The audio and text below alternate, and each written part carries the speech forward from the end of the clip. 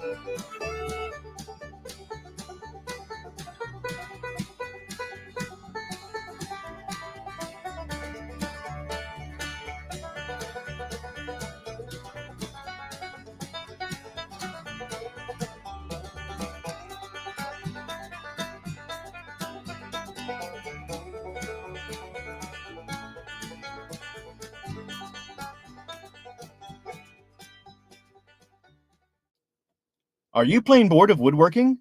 Get excited again with Fisheye's Make Your Own Sandpaper Kit.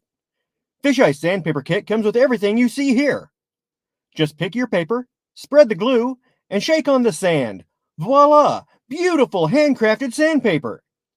And if you act now, we'll include candy sprinkles absolutely free. What better way to say I love you than with a gift of sandpaper? Fisheye's Make Your Own Sandpaper Kit is just $19.99 wherever crappy gifts are sold.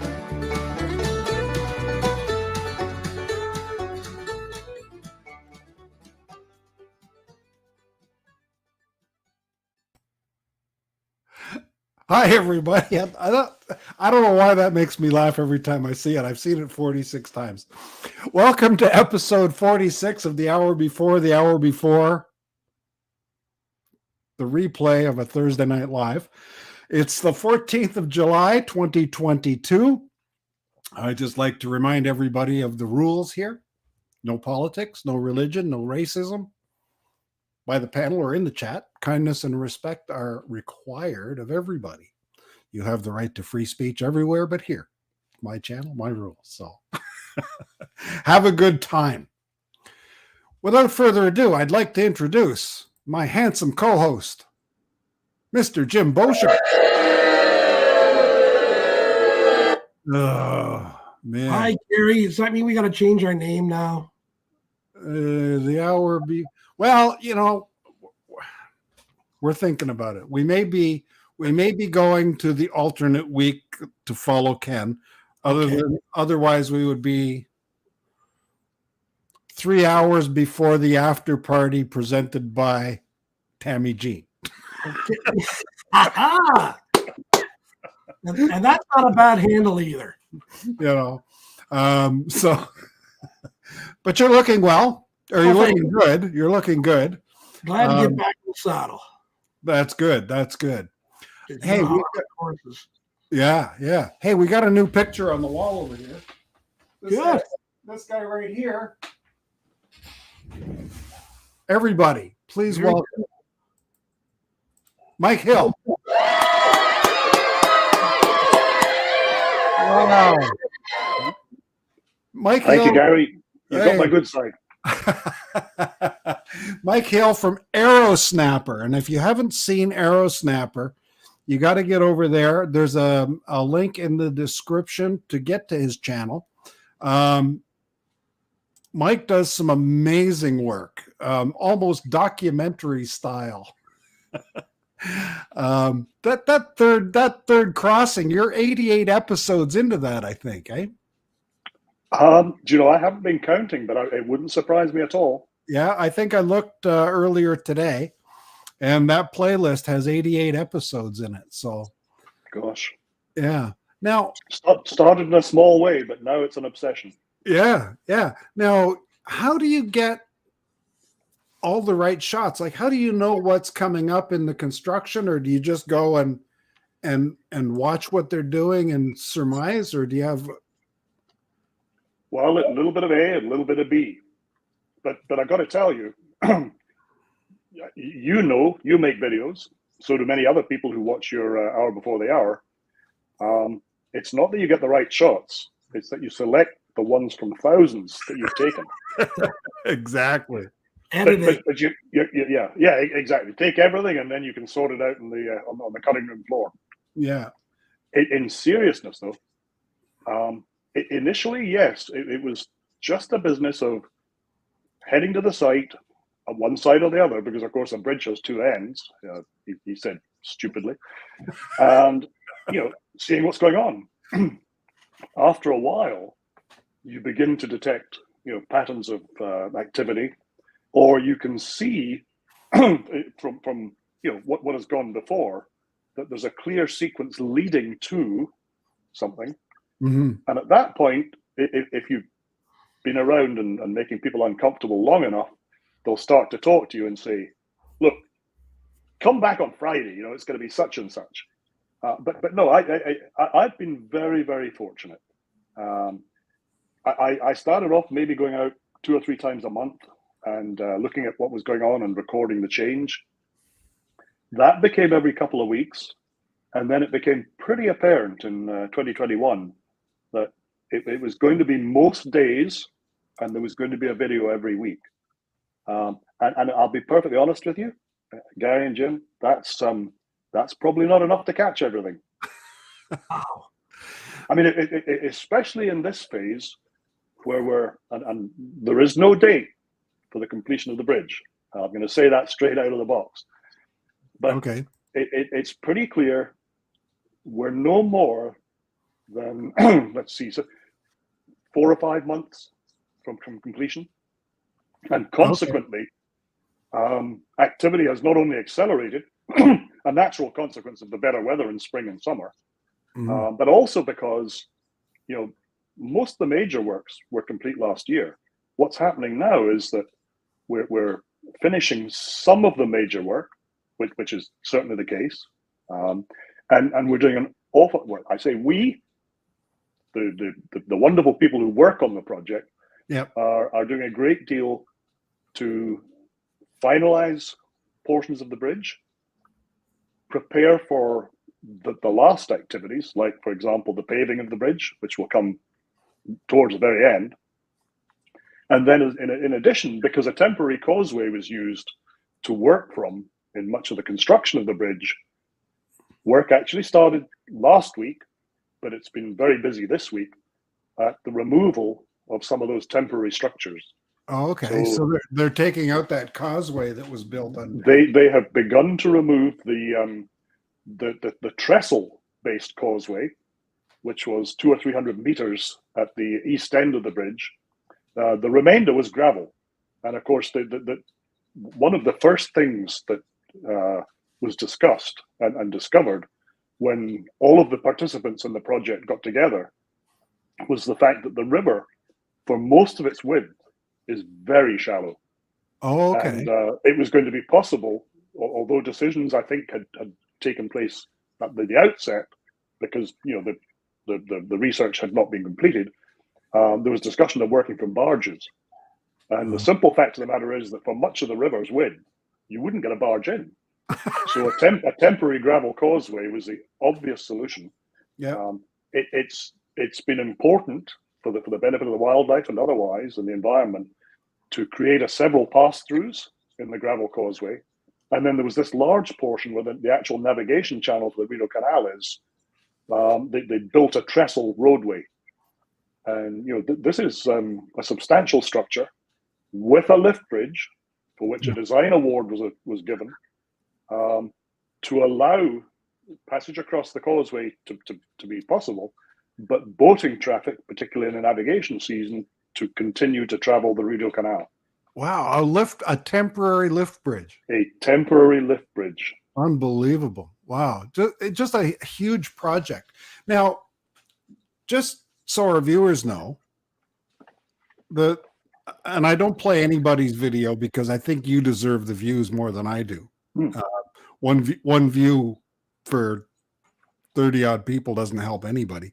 But the format of your show is you come on and introduce yourself and what's going on this week. Then you do your flights. Mm-hmm. Then we go to nature. And I'll tell you, even the nature part could be a video on its own. And how long are these videos? They're like 8 minutes, maybe at the most. Yeah, they're typically. Funnily enough, I was looking at them recently with a view to looking. You never want to be too long. No.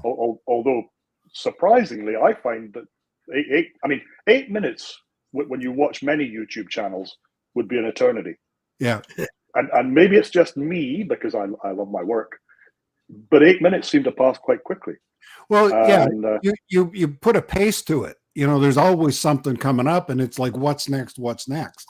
A lot of drone video is, like a 30-second clip of heading towards something, and the whole time you're watching it, you're thinking, when are we going to get there? Well, I think you and Jim would both know, and many of the viewers, you shoot clips typically 10, 15, 20, sometimes 30 seconds or a minute. Yeah. And you usually do that because you're looking at an activity. If I were to include those, I'd be going to an hour. So, and I've had complaints about the pace of the updates. I try to keep clips 4 to 6 seconds or less. It's a question of telling the story. Yeah. And relating the activity involved. Yeah. And I think that's what counts. Yeah. Yeah. Well, I've just been doing a series on that vacation that I did. And to be honest, when I'm doing aerial video, I'm looking at the length of each clip and keeping them all under 10 seconds. Yep. With what I've got of the ground stuff, I haven't even looked at how long the clips are. Because some of them are just me talking and droning on about where I am and what I'm doing. So they tend to be a little longer, but the entire videos, none of them's much over 4 minutes. I'm able to. I've watched the ones from this series, and I enjoyed all of them. I mean, they tell a good story. They've got good visuals. Yeah. And I'm not going to mention the other topic. Yeah, I know. I was so sad for you.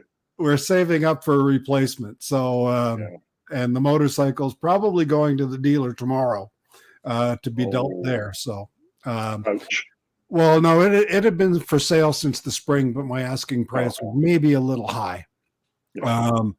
Health doesn't allow me to ride, and the group that I ride with, for years, I've just been chasing them. I mean, now you'll be able to get your Mavic 3.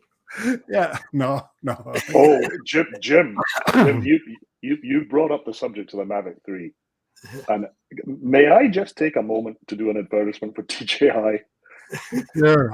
I got my Mavic 3 very early, and I shared the concerns that everybody expressed at the outset about incomplete firmware, lack of functions, and so on. But for the last 2 or 3 weeks, certainly since the last firmware upgrade dropped, I couldn't be happier. There is one thing I'm going to mention that they really do need to get a grip on. But I've been shooting with the times 7 zoom, the sort of second camera, the 162 millimeter. Yep. It's producing stills and video that I'm perfectly happy to use in the updates. Good. And that came as a big shock to me, because I think most people have described it as no better than a cell phone camera. Well, the cell phone cameras nowadays are awesome.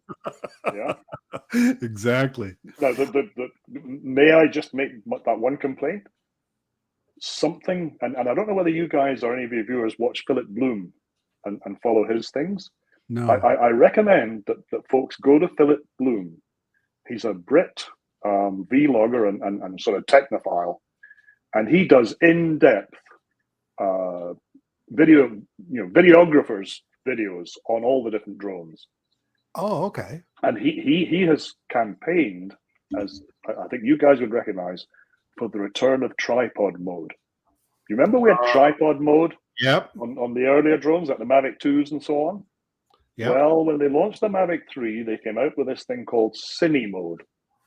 And it's about, and Philip Bloom has checked this, it's about 3 times faster than tripod.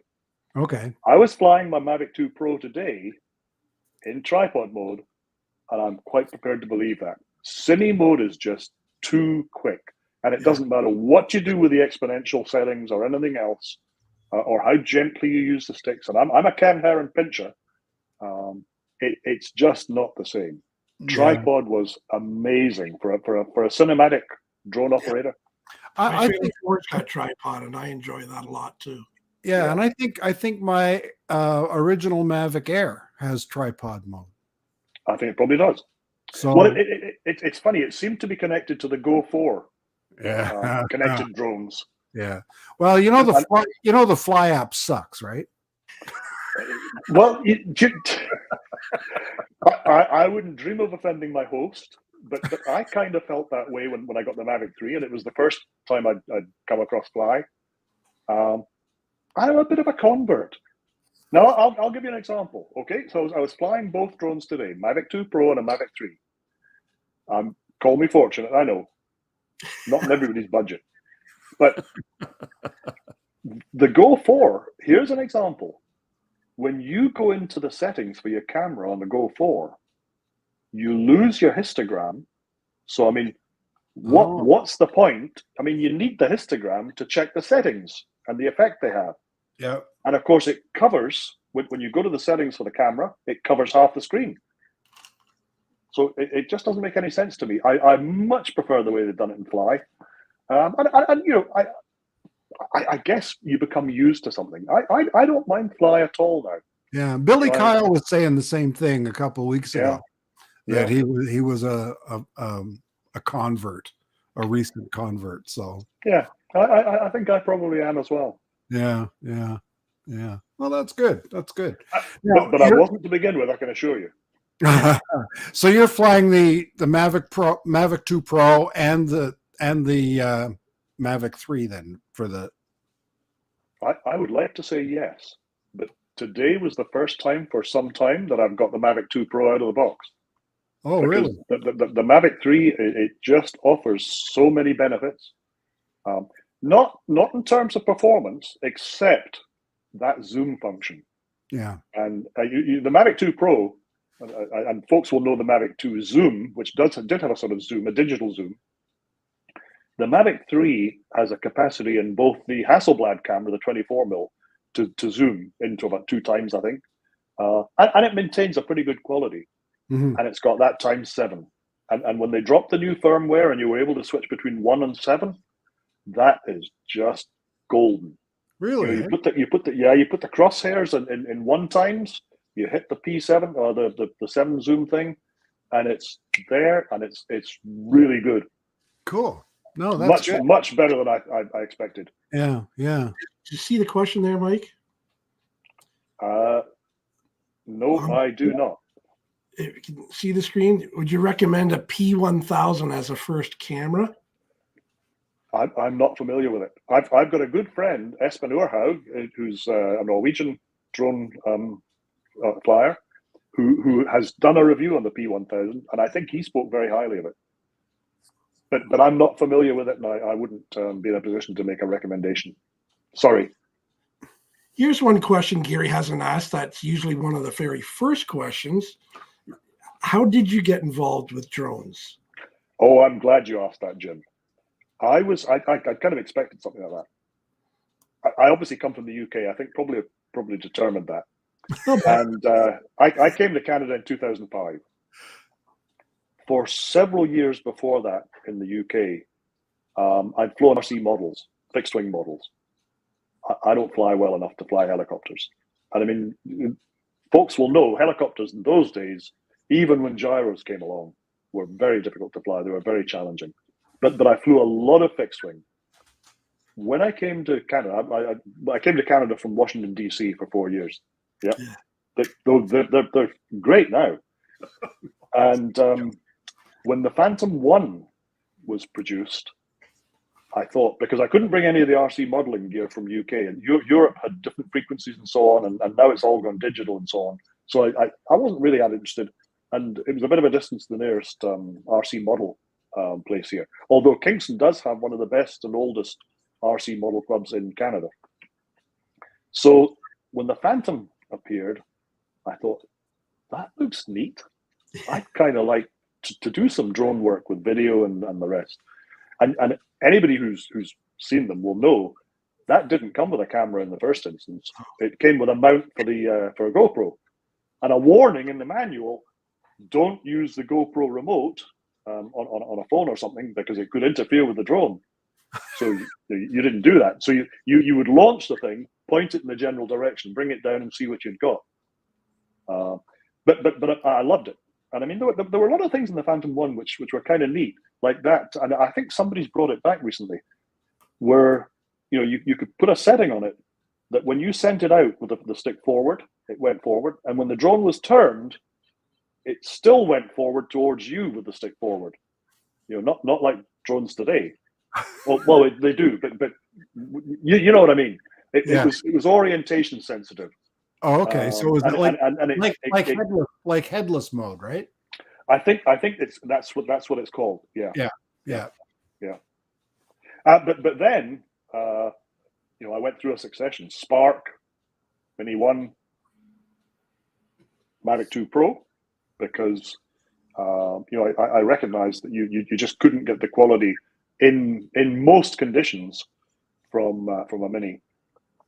Then I got a Mini 2. Which I love. I mean, I think they're really helpful. And of course, being able to get under some of the regulations that affect drone operation, not all of them, and Don's adamant about that. You don't dodge all the stipulations, which is one of the reasons it's so important that people do watch Don's videos if they get a drone, and they educate themselves. Don Joyce for everybody else. Don Joyce. Yeah. And then when the Mavic 3 came out and I looked at the specifications, I said, that's for me. And like you, Gary, you save a little money or you move some funds, and yeah, it was a natural. And it, despite those early limitations, if you can call them that, it's been fantastic. Yeah, really impressed with it. Yeah, I think what I'm buying this time around is going to be an Air 2S again, but I'm going to get it with the smart controller.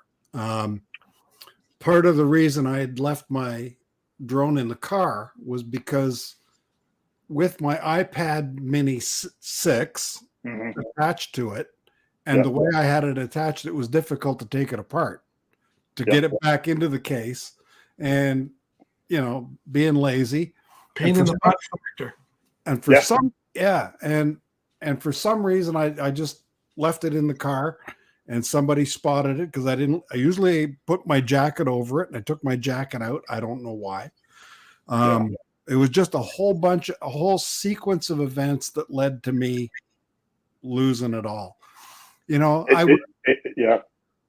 don't blame yourself. I mean, as everybody's told you, I'm sure. Yeah. It's not your fault. It's the little person who took it to blame.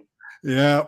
Yeah, and it doesn't show up on the, like, I can't use find my On my iPad.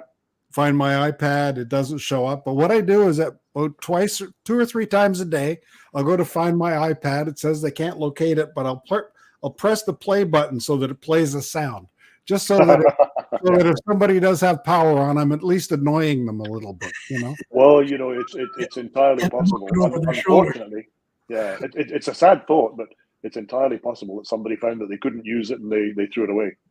Yeah, yeah, and Transport Canada knows about it. The FAA knows about it. DJI knows about it. So Good. you know, Good. everybody's on the lookout, and you know, and I keep looking at the mail every day, thinking, oh, somebody's just going to feel bad and mail back the SD card. You know, because I know. Because all my drone ID was in there. I had business cards in there. You know, it was the full kit, you know. Yeah, and you know, it makes a strong case, I think all of us would agree, for the ability to transmit your video and store it back at the launch point. Well, and you do. I had it all on the iPad. Oh. And the iPad was stolen too. Okay.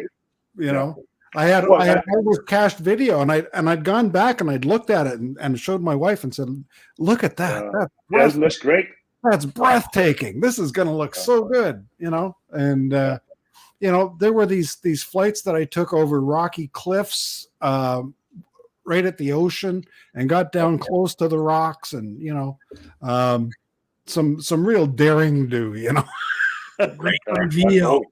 Yeah, great reveals, you know, all that stuff, and oh man, it's all gone, you know. And the one place that I went, this was fabulous. I'll tell you the story because I have no video to show. Was Dildo, Nova Scotia, or Dildo, Newfoundland, right? Where Jimmy Kimmel put up the sign. And I flew Dildo Harbor, and then I flew up, and it reveals the sign, and then I do a side-by-side shot both ways, you know, so that I can edit all this stuff in. And we go into the dildo store. It's Ma and Pa's dildo store right down by the harbor. And all they sell is dildo souvenirs, right?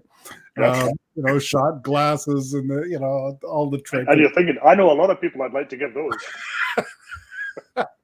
So anyway, I go in and I tell her about flying it. She goes, "Oh, that's fascinating," right? So I gave her my card and a sticker, and I said, "Make sure you watch the YouTube channel, right? Mm-hmm. Because it's going to be there." And she's going to be, you know, I have no way of getting in touch with Ma from the dildo store, but you know, she's never going to see this video because it doesn't exist, you know. And I think you just saw Northside Hawk's question, did you? Yeah. What do they sell? They sell shot glasses and flags and sweaters and T-shirts and. Is that all, Gary? And she says, nothing special for the ladies. No, nothing special for the ladies. You know, she says I'm a born and bred Dildonian. Okay. But, damn proud of it. Yeah, damn proud of it. You know. I got to tell you, I was in the British Army and I spent a lot of years in Germany. And there's a town there that everybody who passes through takes pictures with. Wank. Oh, Wank. And everybody who lives there is a wanker. Yeah. I guess. Oh, man, that's great. Now, you came from Britain to Canada. How did you end up in Kingston, of all places? Oh, that's a pretty simple answer. I mean, why did I come to Canada? Because my wife is Canadian, and I had very few remaining family in the UK. My wife had many Canadian family here, so that was the answer to that one. Okay. Why Kingston? At the time, I learned to dive with my younger son, the one who's in the forces, and I worked my way through, you know, diving, the progression in diving to become an instructor in about 2006, and well, actually before 2006, when I retired, we knew we were coming to Canada.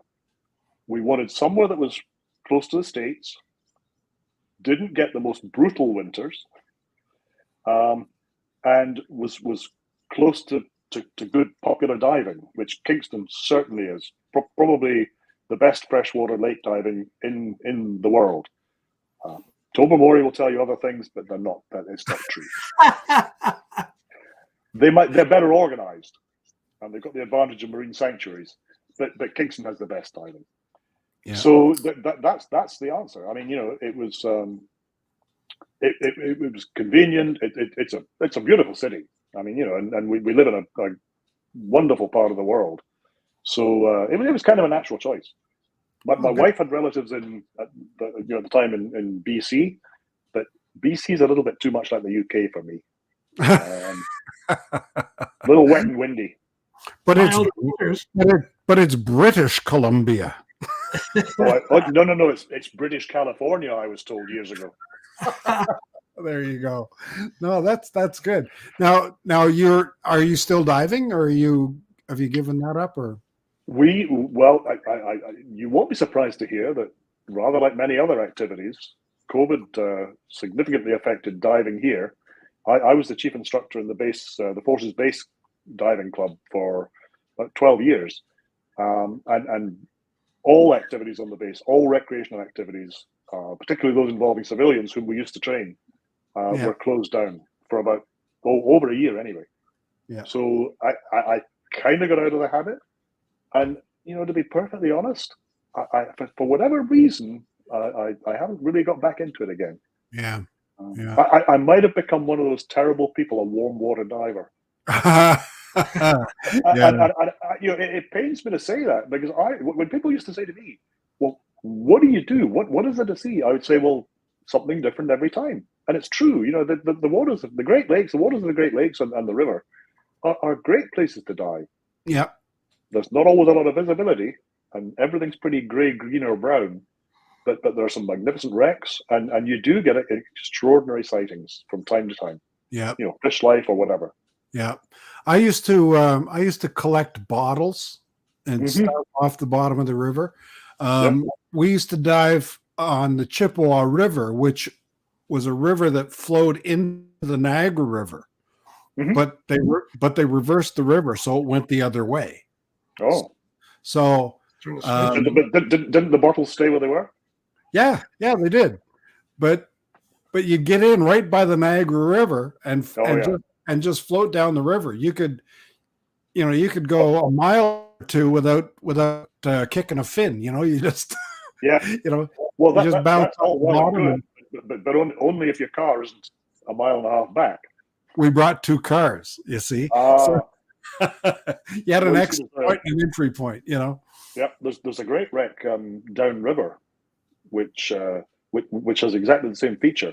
You go with 2 cars, you get in at one point, you go and dive the wreck, and then you allow yourself to float down and come out at the second. Yeah. But, now, you're an instructor. Are you certified PADI or NAUI? PADI.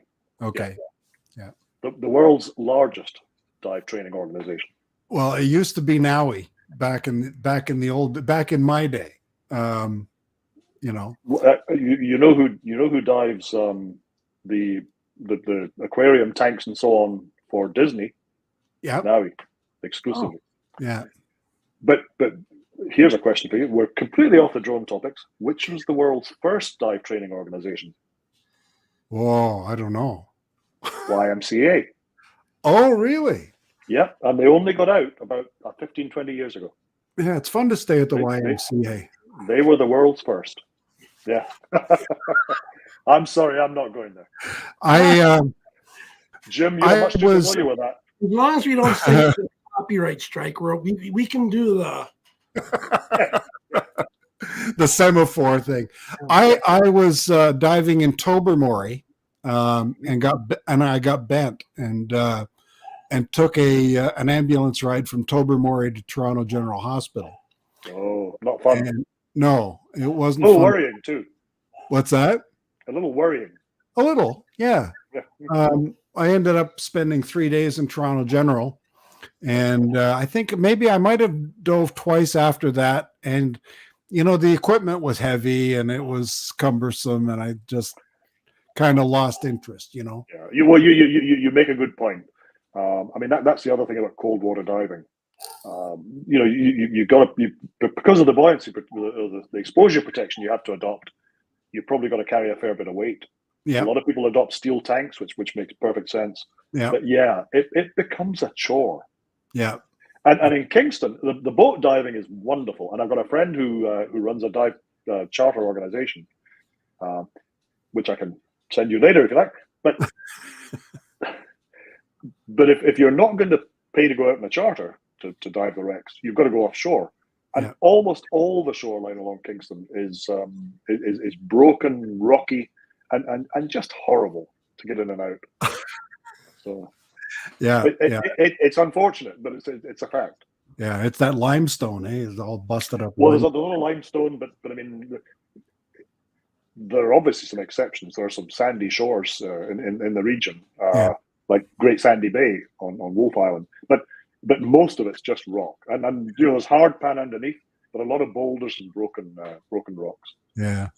Very, very uncomfortable getting in and out. Very good. Now the other thing, you're also looking at a lot of boat building. Like I saw the launch of that jet boat that's being in Kuwait. How do you get in touch to find out when that launch happens? Like, is that just by chance or? Well, no, not entirely. I've got to be candid. Metalcraft Marine, who make some of the finest jet boats in the world, are based in Kingston, and they have their premises in Kingston Marina, which is just north of the LaSalle Causeway. Yeah, and routinely going from east to west of the bridge, I would drop in at the marina and see what was happening. So you start to do a little bit of drone work. It's just outside the controlled airspace for Kingston Airport and the heliport. So that became interesting to me, and it was a different view for the folks at Metalcraft. So there was a little bit of back and forth, and they began to let me know, and still do, when significant events were going to occur. Oh, and, nice. and the launch was one of the installation of the engines. There's a little video on that. The launch of the Cat, which was just amazing. I mean, they brought in a massive Terex crane, specifically to do it. It arrived the night before and set up before the launch. And then your question is very timely, Gary, because this very morning, that boat down near Picton was lifted onto the ship, which is taking it to Dubai and then on to Kuwait. Wow. So nice. Her last day here was the 12th. She left the marina and moved down to Picton on the 12th, which was Tuesday, I guess. Yeah, Tuesday. Yeah. So yeah, very, very lucky. Well, that's. And I mean, I was fortunate enough to be invited to go out when she was doing some of her sea trials. Yeah, we saw that. Cool. Yeah. And there's a very good lesson to be learned there. Return to home goes back to where you took off from. Yes. Not where you are. Oh, okay. I had a couple of very exciting moments. Oh, okay. I think I've probably decided I'm going to cover any marine operations from shore in future. Yeah, it's not a bad idea. Your return to home is the controller, not where you took off. No, it's where you. No, it's where you took off, Jim. You can't change it? No. Oh, well, yes, you can. Thank you. You make a good point. There is an option to go into the menu on Fly, and I'm sure there is for Go4 too, and reassign the home point. Yes. But my adult brain had completely failed to take that into account, and I mean, what I now realize in hindsight, isn't it always the case? You learn from your mistakes. That's right. I learned about that afterwards, and what the drone was trying to do as I brought it, what I thought was home, was trying to resist me. And as the battery got lower, it was saying, "No, I really want to go there," which is about a mile and a half away. Oh no! And of course, the other complication, and everybody who operates a drone will understand this. The point at which your DJI drone decides it wants to go home depends on how far away it is from the launch point. Yeah. So, as we moved away and the battery got lower, what you thought was a perfectly satisfactory battery level was not in the minds of the drone. Yes. So Exactly. I had some very exciting moments, I would think. and I don't want to repeat them. The old bunghole was just Yeah. oh man. You know what? We haven't mentioned anybody in the chat, have we? They're all there. They're all there? Okay, good. As long as they're all there. But we've got Warren Akarashos here, Darren from DWE UAVP, Art from Artco Drone Solution, David Lorenzo, Heather Boshart, Susan Lee is here, Northside Hawk all the way from Australia. Notice Band. I don't know Notice Band. I'm just going to make him a moderator just in case he's legitimate. Lauren Donauer's here. He's on the wall. I'm just scrolling up here. 107 Drones. Chris from Sunrise Water Media. He's on the wall, and his cohort is coming on September 1st. Kelly Shores is going to join us. Uncle Bill's adult toy shop. Dildo? Dildo what? Is he running that place there in Dildo? David Lorenzo is here. Roger from Canadian Drone Hub. Welcome, Roger. Ray Kelly. I've been watching not Craigslist. We have Kijiji in Canada and Facebook Marketplace looking for my drone. I've also alerted the pawn shops in the area, so they're keeping an eye out for it. If I've missed anybody in the chat, it was because you were on more than 20 minutes ago. Gary, can I just observe, as you run through the list of the people who follow you, and I do now, isn't it wonderful in the drone community that, YouTube and droning has brought people together from all over the world? I mentioned I've got a great friend now whom I've never met, who flies routinely and reviews things in Norway. I've got a very good friend, Chuck from Cove Action, and Laurie over in New York State. Just a whole lot of people from all over the place. And we share this common interest and common passion. Unfortunately, regulatory standards tend to be pretty similar across the world. Yes. Somebody got their act together. Yeah. I've been posting these videos that are all just ground-based stuff and been getting incredible views from all over the world. And the one that I posted yesterday has 60 views today. And for me, that's huge. 60 views is a lot. And what I'm trying to do is put out, until I run out of these videos, I'm putting out a video every Monday, Wednesday, and Friday, and then doing the live stream on Thursday. So basically, I've got four times a week. But having this, well, there's the big shot list. It's all the different series of shots. It's allowed me to schedule everything all the way up until August the 5th. Yeah, August the 5th. So, I'm every time I put one out, I try and edit one or two more and try and keep up. But the response and the comments from people, they're so kind, and it's really heartwarming to be able to reach out to the community and share the stories with them. It's a benevolent community, and I mean, one of the things that I really like is YouTube has a like and a dislike button, or an unlike, or whatever they call it. You don't see many people putting dislike to much of what the drone people do.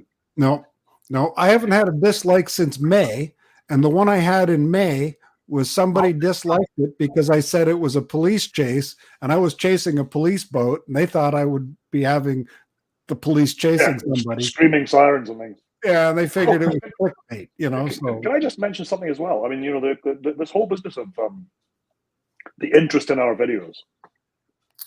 There's a professor at a university in New York who has actually sent his students to watch my video updates so that they can see something of engineering in action. Oh, nice. I just thought that was brilliant. And if I may, just one more little anecdote. I've always told people there are two reasons I'm doing this, the video updates on the third crossing. The first, and it's not the most important one, perhaps, is that it is genuinely an historic project. It's probably the project of the century for Kingston, for the city of Kingston.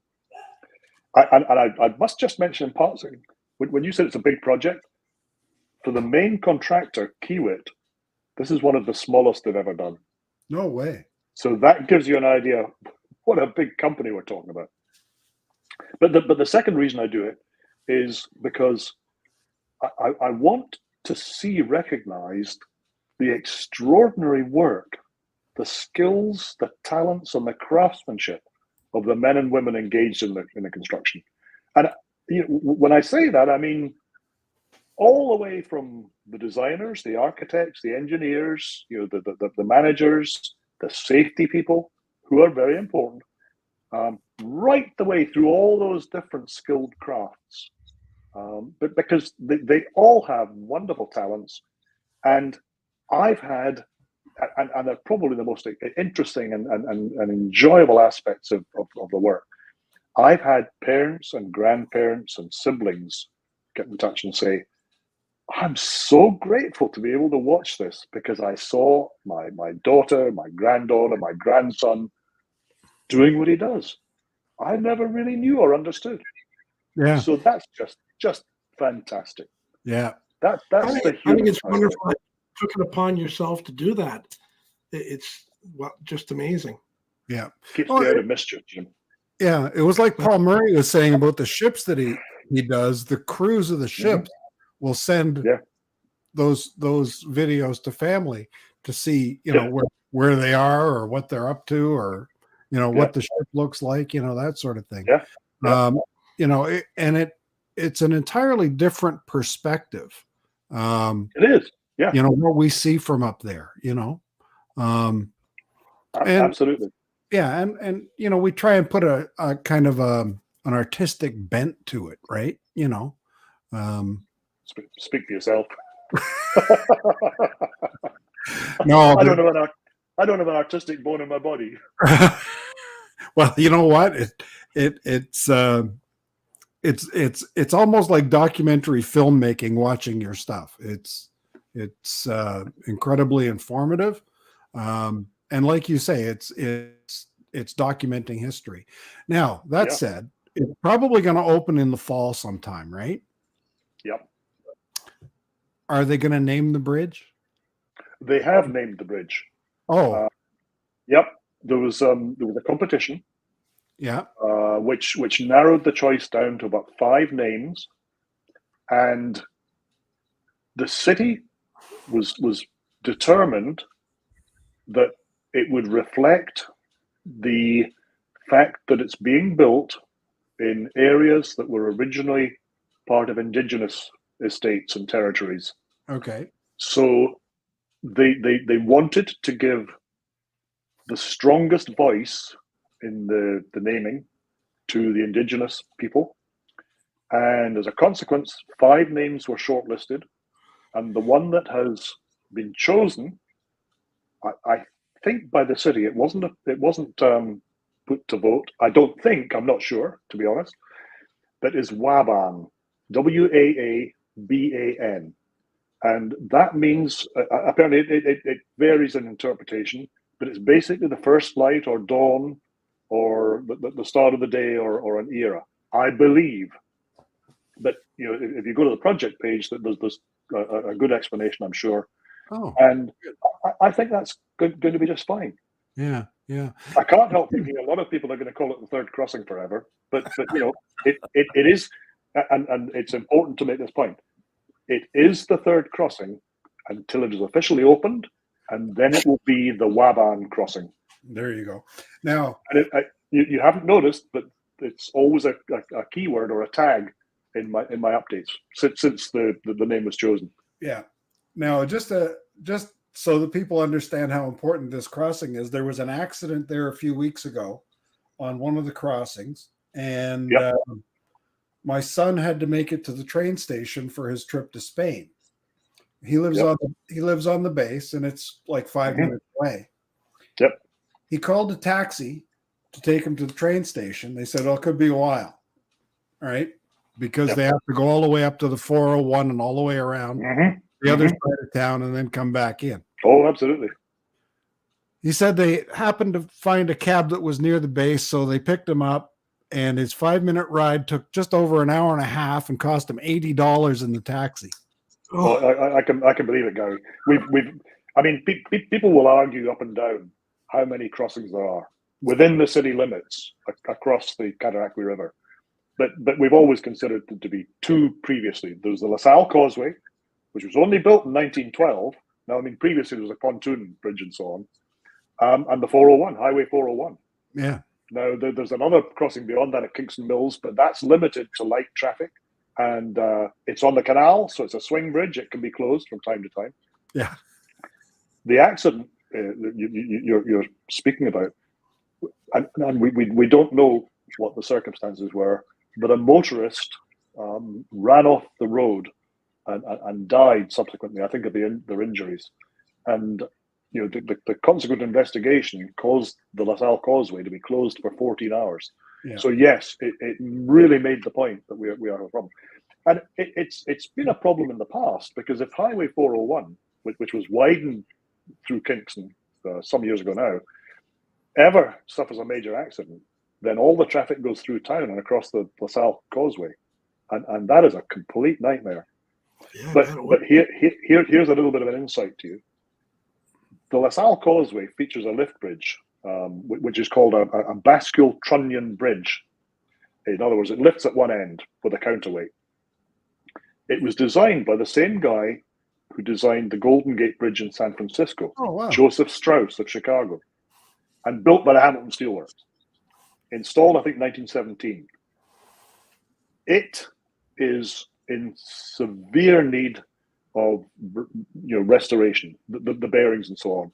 And Public Works Canada, who are responsible for its maintenance, it's a federal property, announced not very long ago that they are going to be closing the LaSalle Causeway from November for a period of several months.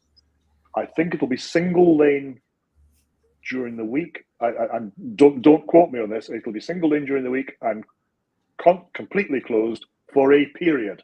Wow. And they have to do that because otherwise there's a serious risk the bridge will fail, and they must do it then, because if they don't, then the boating season will be severely disrupted, and traffic on the Rideau and the cruise ships that winter in the Kingston Marina north of the causeway will be unable to come into the lake and operate. Wow. So yeah, big deal. And that's the singing bridge.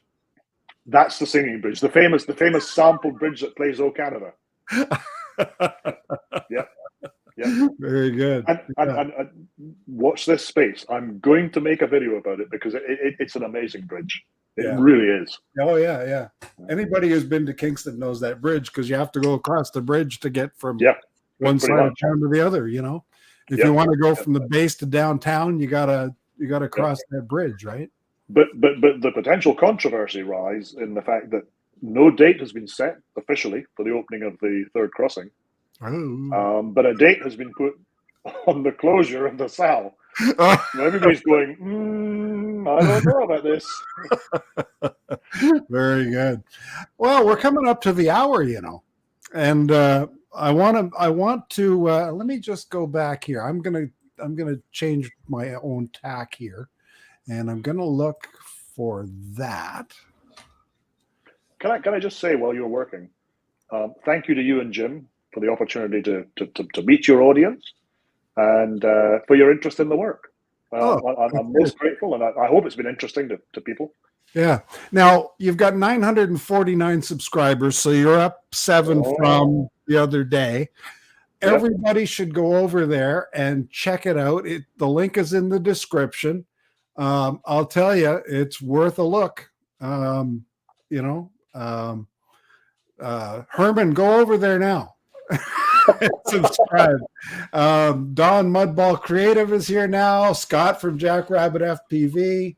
No, I genuinely am so impressed with the quality of the content. Some of the older ones, then, have you? No, I've been looking at the new ones. But it genuinely is amazing work. There's a quarry on Highway 15 that you've covered. Yep. That's they're building a subdivision in there. They are 220 homes, which doesn't mean houses, apparently. Oh, okay. Now we're building ferry terminals here. Yeah, building in a quarry. Don't they suspect there's going to be some wet basements? Gary, we probably don't have time, but I can tell you, we used to dive in that quarry. Oh. and one of the first things they had to do was to fill that pond in. Yeah. And I mean, there have to be serious concerns about. But it's a local company with a strong reputation and a good history in construction projects. So you can only believe that they know what they're doing. Well, they've been taking a very, very long time to progress. Yeah, just 2 or 3 years ago, it was the local swimming hole, wasn't it? Oh yes, illicitly. Oh, okay. I never did, and when I have to say it very quickly, liability reasons.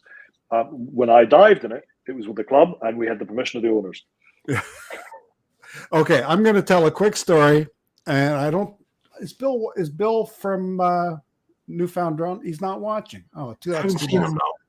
Okay. Anyway, I had a real interesting exchange with Bill by Facebook Messenger about the video I did from the Champlain, or not the Champlain, the Sir James Cook Memorial up on the hill. And he said that back in the day, that James Cook Memorial was the local makeout place.